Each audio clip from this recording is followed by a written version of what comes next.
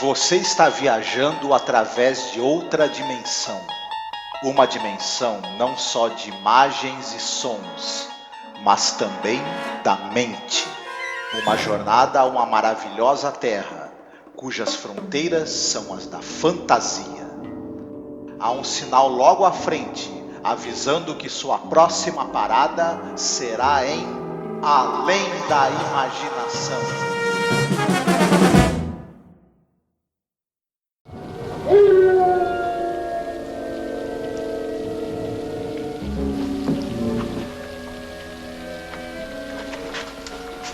Help me! No, please. In the name of mercy, help me. What you saw is not a man. It is the devil himself. Otherwise known as the Dark Angel, Ahriman, Asmodeus, Belial, Diabolus, the devil. Olá, ouvinte! Seja bem-vindo a mais um episódio de Além da Imaginação, a série clássica. Olá, eu sou a Angélica. E eu sou Mefistófeles. Desculpa, sou o Marcos. E nós vamos falar aqui sobre um dos episódios top 10 da galera, hein? Qual é o nome do episódio de hoje? The Howling Man, ou O Homem que Uiva. Sim, e esse é o episódio número 41, né? Da série, da antologia. Ele foi ao ar no dia 4 de novembro de 1960. O episódio tem várias curiosidades na questão de produção, né, Marcos? Esse realmente ele é um avanço, inclusive tecnológico, né? Interessante na questão de maquiagem, etc., né? Como foi conduzido, né? Por sinal, o diretor que nós adoramos, um cara muito competente, muito interessante, que é o Douglas Reis, né? E escrito Sim. pelo Charles Belmont, né? Que nós também pagamos um puta pau aqui nesse podcast pelas obras do Charles Belmont, na época escrevendo inclusive para Playboy, né? Esse episódio ele saiu em revista, né? O conto original, né? O conto original foi publicado em 59 e aí ele mesmo fez a adaptação e criou o roteiro desse episódio em 1960. Também ali conta com, vou falar em português, né? O H.M. Wyans como David Ellington, que é o cara que vai pro castelo, monastério maluco. O John Carradine faz o irmão Jerome. O Robbie Hughes faz o The Howling Man, né? O Homem que Uiva, né? E o Frederic Ledebour faz o irmão Christophorus. O John Carradine, que é o irmão Jerome, dispensa apresentações, um dos maiores atores de Hollywood, né? O cara que tá aí em filmes como Tempo das Diligências, Vinhas da Ira, 10 Mandamentos, e isso nos anos 40 e 50. Depois ele teve um período aí, anos 60 e 70, na televisão. Depois, nos anos 70 e 80, ele voltou. E nos anos 60 também, já perto do final. Ele voltou, mas ele fez muito filme de terror, assim, já nos anos 70 e 80, né? Filmes de terror B, onde ele também usa e abusa, né, da sua voz, que é a característica mais marcante dele, né? Era a sua voz muito forte, muito sonora. Ele inclusive, até começou na carreira artística por causa disso. Ele tentou ser desenhista de produção, trabalhar com desenho de cenário. Mas o pessoal não gostou nem um pouco dos trabalhos dele, só que a voz dele chamou a atenção desde o início. Aí falaram para ele: cara, você, como desenhista de cenário, você vai morrer de fome, mas como ator tem jeito. E Deus tinha muito jeito mesmo. Além de ser pai de todos os Carradine que você estiver pensando aí na sua cabeça, o Keith, o David, ele é pai dessa turma toda, né? O H.M. Wyant é um cara com mais de 60 anos de carreira na televisão. Ele é um ator basicamente de TV e está em atividade até hoje. O Robbie Hughes é um ator também basicamente de televisão. Participou de várias séries, inclusive séries como Além da Imaginação. Ele participou de séries como do Hitchcock. Enfim, era uma Presence, carinha, né? Isso, era uma carinha fácil ali na televisão e um cara muito talentoso.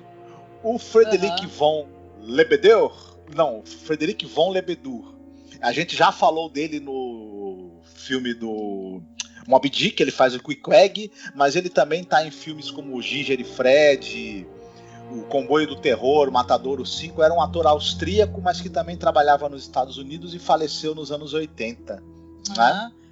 O Charles Beaumont, ele, na época quando ele escreveu o conto, né, ele escreveu com um pseudônimo de C.B. Loverhill. Parece H.P. Lovecraft. Pois é, né? Mas o Loverhill na revista Playboy deve ter sido uma coisa interessante, né? Acho que é importante a gente falar também a questão, entregando sim o enredo, mas eu acho que isso é importante, né, de certa maneira, falar sobre o William Tuttle, né? Que é o cara que produziu, inclusive, essa questão da maquiagem, o fotógrafo também teve muita importância para produzir o efeito de transformação que um personagem vai ter, né? E na série, né? Porque o conto do Charles Beaumont, ele é uma coisa, claro que assim, não é tão literal, né? Vamos colocar assim, porque ele meio deixa dúbio, né, se o personagem realmente é ou não um demônio, né? O cara vai ter lá uma surpresa, né, algo do gênero, né? Como um casco aparecendo numa foto, ou, aliás, o casco aparecendo no momento de fuga, ou uma foto onde ele aparece no momento de guerra. No caso da série, já foi escolhido ali para ser uma coisa mais literal e realmente na época parece que o pessoal não gostou muito disso, né? Dessas questões assim de não deixar meio subentendido, deixar uma coisa mais clara. Mas vou ser bem sincera que eu gostei bastante de como é conduzido o episódio. E tem umas questões também, né? A gente vai falar também sobre isso durante o episódio, que tem os cajados, né? O cajado da verdade, que é o que prende lá o ser que a gente já está entregando aqui, que é sim o demônio, né? Que os caras pensavam a princípio de usar uma cruz, né? Só que isso também o pessoal acha que não ia ser bem recebido, esse signo religioso, né? E tá, essas Sim. mudanças foram acontecendo, né? Conforme o projeto foi se estabelecendo. Mas eu acho que para mim é um dos melhores episódios da Imaginação. Não sei o que você acha. Eu gosto muito. Ele além da imaginação, adentrando no reino do terror gótico. Isso, um tem muito de também, Hammer, né? Uhum.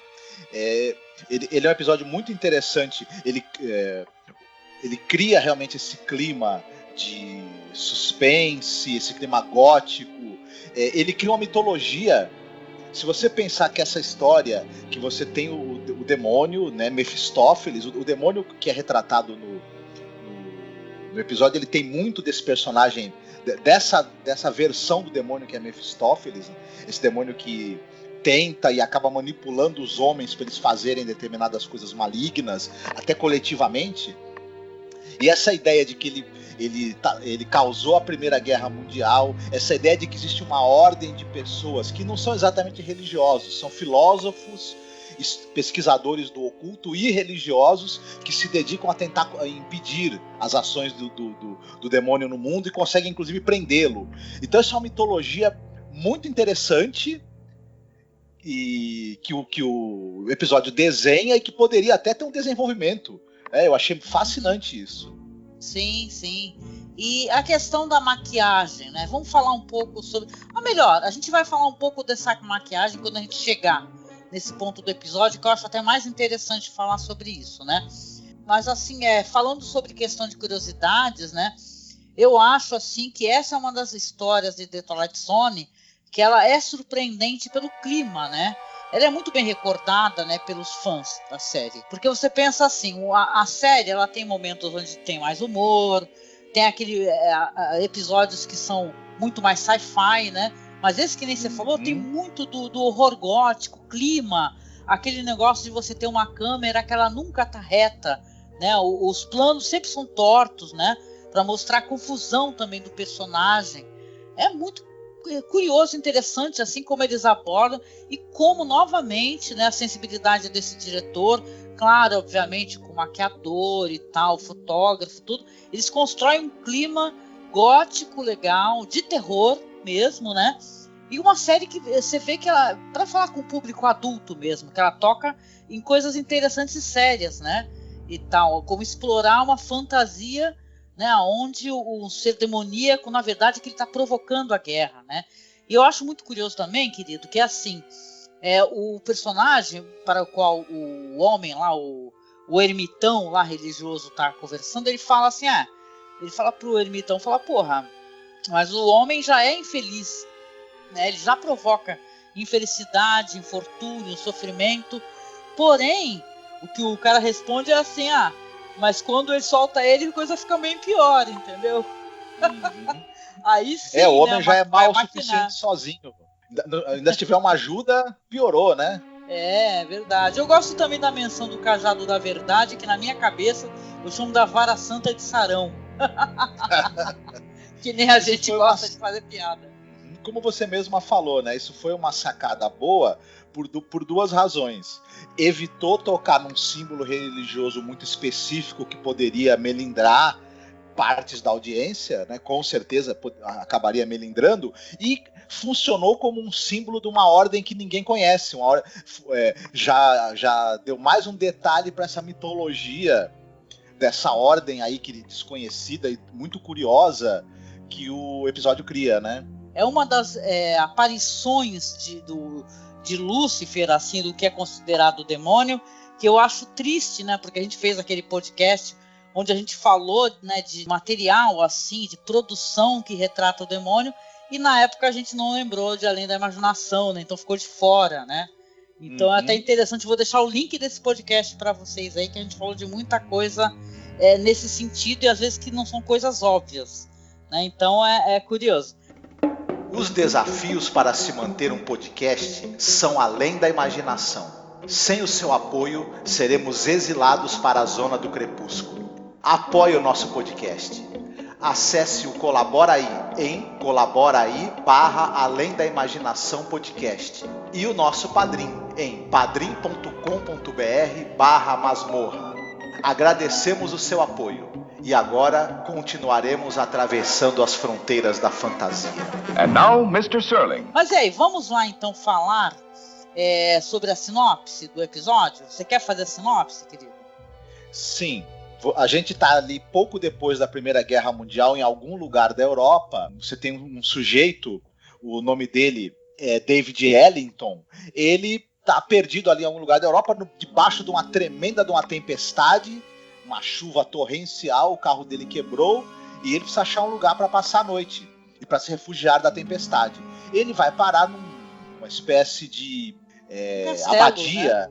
Um castelo, mas nesse castelo existe uma ordem de monges que relutam muito em deixar ele entrar, né? O cara que atende ele na porta fala pra ele, você não pode entrar, não, mas eu tô aqui no meio da tempestade, não tô bem, preciso de um lugar para passar a noite. Depois de muita relutância, o líder da ordem, que é o irmão Jerome, vivido pelo John Carradine, acaba permitindo que ele descanse ali, mas fala, você vai ter que ir embora logo de manhã.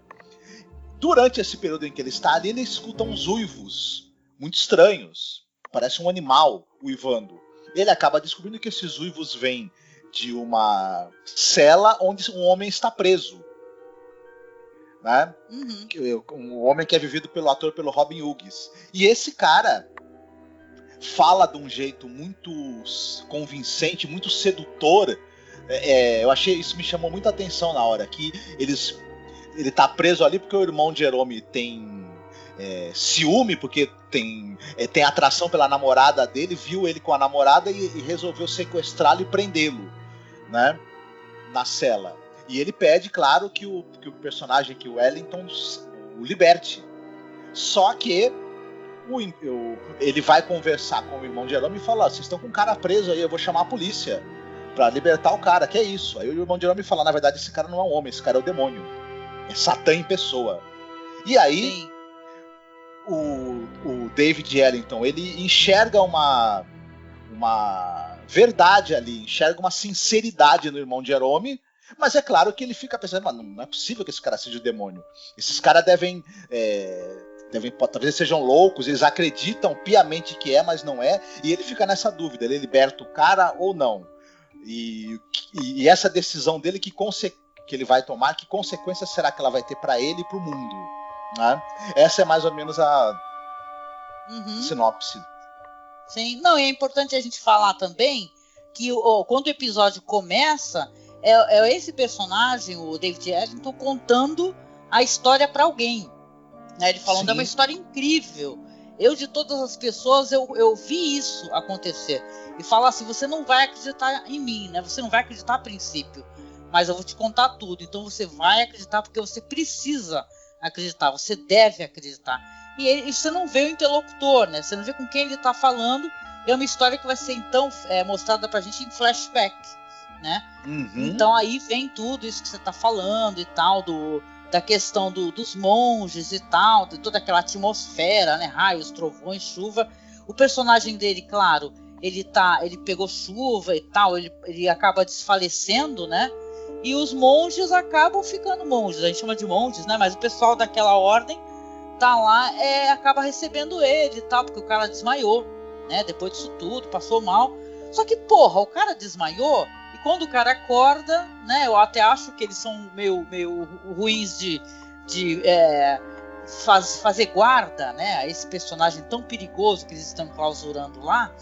E o cara vai lá e volta a conversar com esse homem simpático, gentil, né? Esse ator, por sinal, que é o Robin Hughes, né?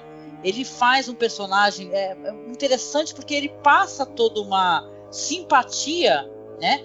E depois ele passa uma presença maligna, que é a proposta do episódio, né? Um ator que eu acho que ele não é nem americano, né? Se eu não me engano, eu acho que ele é... Ele forte, nasceu né? na Argentina. Ah, na Argentina, né? Certo, né? E cara, é assim, a cena da transformação, né? Que é uma das melhores coisas desse episódio, né? Eu queria até que a gente falasse um pouco sobre isso daí, porque é muito curioso como foi criado isso daí por uma pessoa muito competente, né? Que é o William Tuttle, né? Que ganhou Oscar ali pelas 7 Faces do Dr. Law, né? E tal. Ele tem a mão dele também naquele maravilhoso filme do Jorge Paul, né? Que é A Máquina do Tempo. Então, assim, os Morlocks, né? Porque eu lembro que quando eu assisti esse filme, A Máquina do Tempo, até fugindo um pouquinho, né, rapidinho, dá um puta medo dos Morlocks, entendeu? Então, vai ter ali no Eye of the Beholder a maquiagem dele, né, as criações para a maquiagem dele. Ele também tem ali a função dele na Máquina do Tempo. Então, é muito interessante como eles basearam toda essa maquiagem, como é que foi feito. Foi inspirado ali no filme clássico ali do Dr. Jekyll e Hyde, né, aquela cena da transformação, e também naquele do lobisomem, né, Marcos? Do Lobisomem Americano em Londres. A versão, o filme dos anos 30, da Universal, não o filme do John Landis.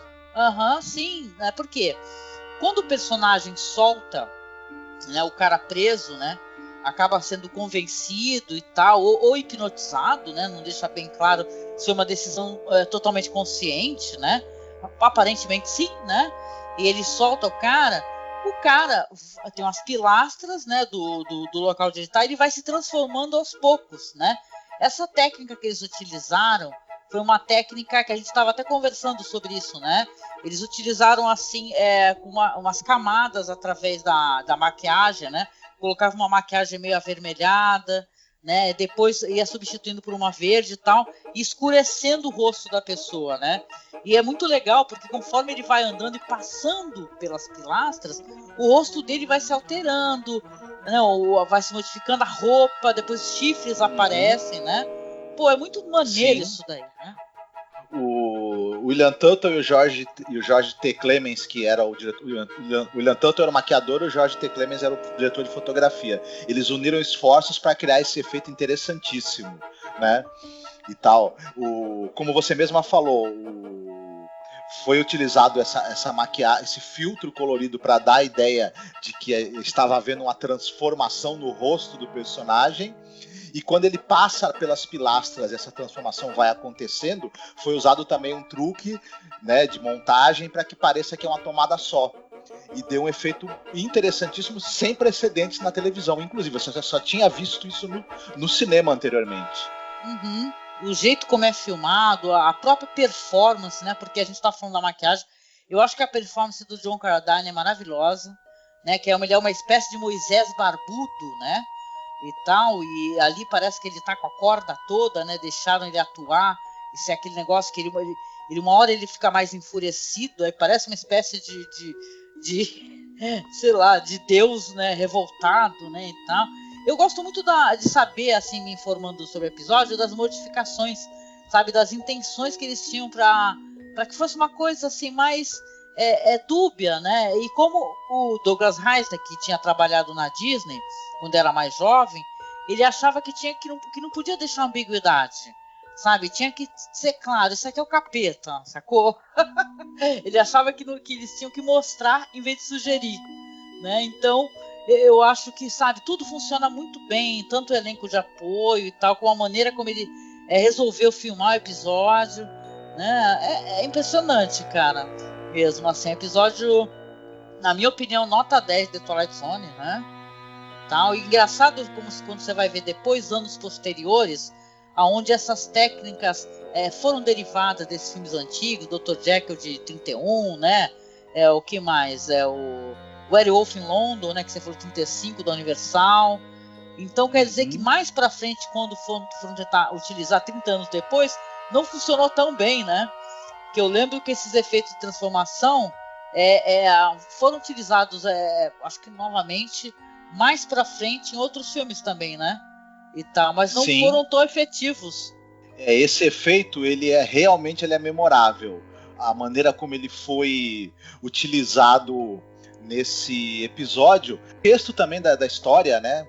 Do plot, ele acabou funcionando maravilhosamente bem, e ele também se torna memorável por conta de tudo que vem antes, né? Poxa, eu acho que, falando da história em si, né, que é uma história que vai ter um final, claro que vai deixar meio aberto assim a questão, porque contando, né, você vai ter essa história, o demônio foge, eles ficam lá chateados, né, porque o cara aparece na janela e depois, pá, né, numa nuvem de fumaça, ele desaparece, né? Aí volta então para ele contando a história, você vai ver que tá conversando ali com uma governanta, tá, uma empregada, explica para ela, tem uma versão miniatura do cajadinho, a pequena vara santa de Sarão, só que versão pequena, né? E ele conseguiu, quer dizer que ele passou anos e anos da vida dele tentando recapturar, né? Porque assim que o demônio fugiu, aí veio a Segunda Guerra Mundial, né, e tal, né? Eu acho assim, mas eu sou uma pessoa muito cética, né? Eu acho que é muito fácil a gente jogar a culpa no diabo, né? Das merdas que o homem faz, né, e tal, né? E é engraçado até aquele diálogo que eu comentei do cara falando, mas o homem já faz isso, aquilo. Mas que se ele foge é muito pior, né? O potencial aumenta. Então, mas assim, né, entrando na brincadeira, né, eu acho interessante que aí sim, ele vai fugir de novo, ele passou a vida inteira procurando, ele consegue reter no apartamento dele, na porta, você vê assim o cajado da verdade, a versão miniatura, e ele sai, aí que é a merda, né, que aí ele fala, não abre esta porta, né, pra entregar, não abre essa porta, e pega e sai, e é claro que, né, eu acho isso meio dúbio, aí você vai ser capaz de me dizer se eu estou problematizando ou não, porque no caso ele foi sendo homem, ele foi convencido, né, por argumentações, por enganação, por simpatia. O demônio ele convence ele através da argumentação. Agora, quando é a mulher, ele apenas sai e ela vai e abre a porta. Você não acha que isso daí também meio que manda uma mensagem meio esquisita? É bem mais fácil a mulher se convencer a fazer uma cagada, né? E é como se tivesse aquela coisa. Não precisa nem ser convencida. Ela não precisa ser convencida, ela faz sozinha. Estranho, não tem uivo, né? Você não escuta uivo. Porque todo episódio é permeado de uivos, né? Dando aquela sensação de claustrofobia, né? De irritação, né? Que são muito bem feitos, né? Essa questão sonora do episódio é muito bem realizada. Mas quando ele está terminando a história, o episódio está terminando, não tem uivo, não tem nada. Ela apenas direciona a porta e abre. Sim, sim. É verdade. Tem uma explicação que o pessoal fala que pode ficar subentendido que o próprio personagem Wellington, ele nunca saiu do controle do demônio. O demônio sempre teve algum tipo de controle sobre ele. E aí isso levaria ele a ter despertado a curiosidade, né? Propositalmente a curiosidade da governanta tipo dele. Mas isso é só uma mera teoria. Tipo aqueles desafios que o pessoal coloca no Facebook, assim, coloca um doce na frente de uma criança e fala assim, ó, eu vou sair, não come esse doce, né? Algo do gênero. Isso é uma mera teoria que eu mesmo acho que no episódio em si não tem nada que deixe isso claro, né? Então é uma mera teoria. Mas interessante. Eu acho assim, eu prefiro acreditar que, na verdade, o episódio tem um tempo certo, né? Não dava, talvez, para... A média dos episódios é o quê? 20 minutos, por aí um pouquinho mais, né? 20, 25 minutos, algo do gênero, né? Então, acho que talvez não tivesse mais tempo de construir, né, a personalidade dessa personagem no final, né?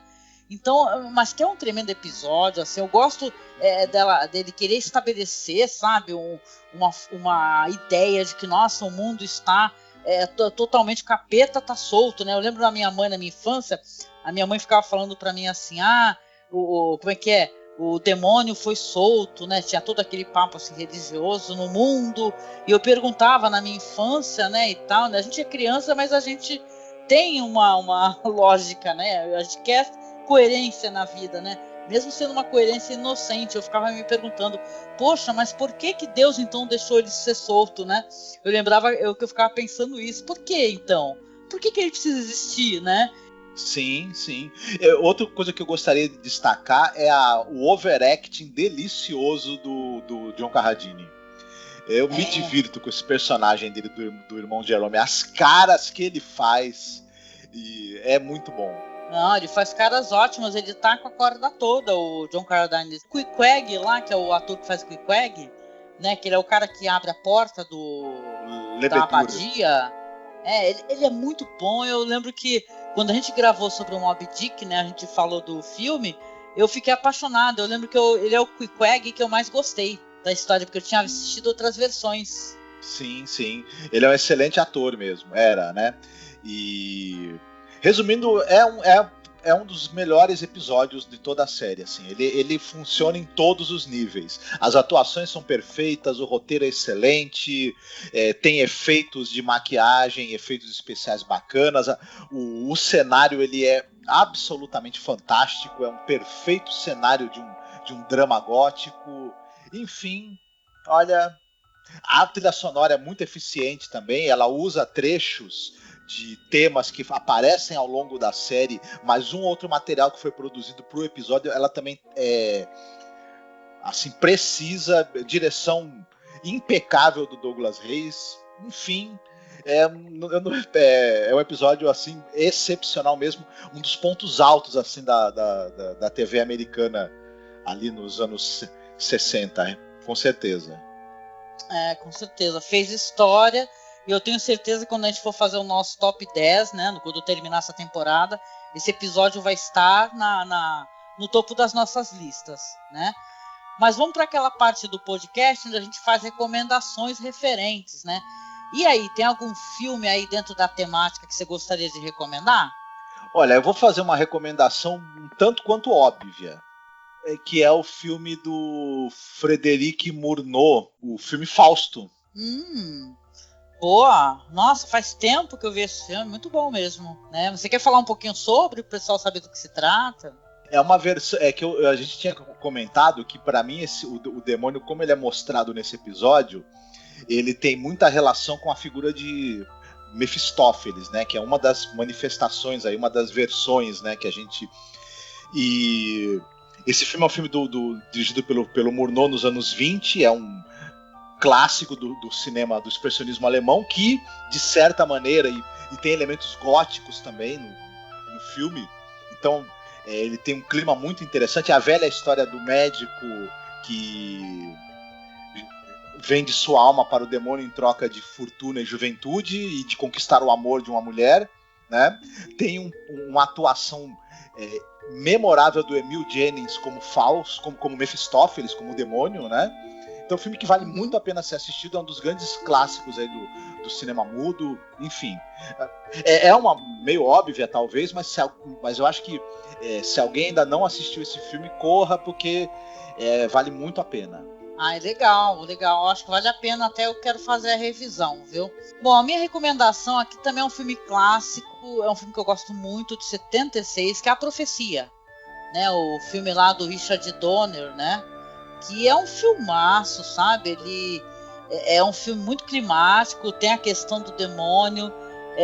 Eu acho esse filme aterrador, tá? Ele é baseado no livro do David Seltzer. A história para quem as pessoas conhecem, né? A história do Damien, né? O moleque lá, que o moleque é o capeta, né? Que tá aí para encapetar a humanidade e tal. E tem toda uma galera ali, um clã de pessoas ali para uma ordem para protegê-lo, né? Ele vai parar na família de um cara importante, né? Porra, tem o Gregory Peck, tem a Lee Remick, né? Fazendo esse filme.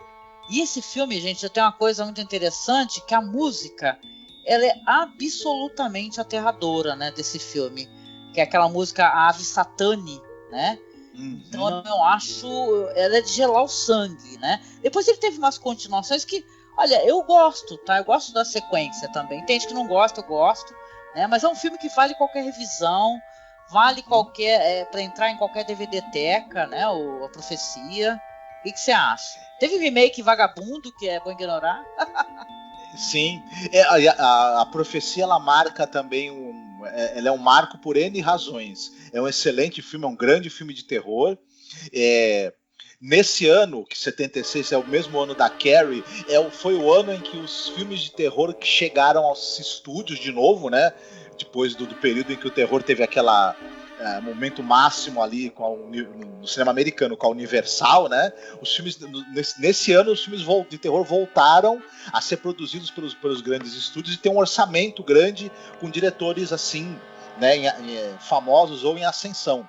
E aí teve essas duas pérolas nesse ano, que é a Carrie e a Profecia, que é um filme excepcional, vale muito a pena ser assistido. Eu concordo com você, eu gosto do segundo filme, porque ele tem mortes também muito boas, pra dizer a verdade. Mas o primeiro filme tem algumas das mortes mais memoráveis aí da história do cinema, né? Inclusive, é um filme muito bacana mesmo. Sim, eu acho um filme muito bom, aterrador, de verdade, né? Bom, e como a gente vem conversando nos podcasts, esse podcast acabou ficando um pouquinho mais longo, né, gente? Porque a gente se empolga, né? A gente começa a entrar em episódios que tem muito o que falar sobre eles, né? Mas a gente vai chegando no final aqui do episódio, né? Lembrando que a gente também tá escolhendo músicas no final, né? Agora a brincadeira também é escolher música. Então, dessa vez sou eu que vou escolher a música do final. Eu vou ficar aqui com Raul Seixas, né? Eu sou daquelas que lá no fundão tá gritando toca Raul, sim, né? O Rock do Diabo, do Raul Seixas. E a gente vem chegando aqui no final, agradecendo, claro, né, a sua audição, você acompanhar o nosso trabalho aqui falando da série Além da Imaginação, convidando vocês, dando mais alguns links, né, que nós temos lá o nosso contato por e-mail, tá? Se você quiser comentar, você pode em todas as plataformas, ou mandar e-mail pra gente, a gente responde para você. Nosso e-mail é contato.cinemasmorra@gmail.com. Nós também temos lá a nossa página no Facebook, tá? Que é @masmorracine. Nosso grupo de fãs, cara. Se gosta de Além da Imaginação, você quer falar só com quem gosta de Além da Imaginação, para bater papo, trocar ideias, acesse o nosso grupo lá, tá? Que é Fãs de Além da Imaginação, tá? O nosso Twitter oficial é @masmorra_cast. E a gente, claro, convida você a nos apadrinhar para que o nosso trabalho possa continuar. Todos os links de apoio estão aí abaixo, tanto no Padrim quanto no Colabora Aí. E é isso, né, galera? A gente só pode terminar com o Raul esse episódio, então manda ver aí Rock do Diabo, de Raul Seixas, que mostra o diabo como um cara legalzão. Beijo isso e até mesmo. O próximo podcast. Fiquem bem e nunca se esqueçam, o diabo são dois. Um é o que parou na pista e o outro é o do exorcista. Fiquem bem.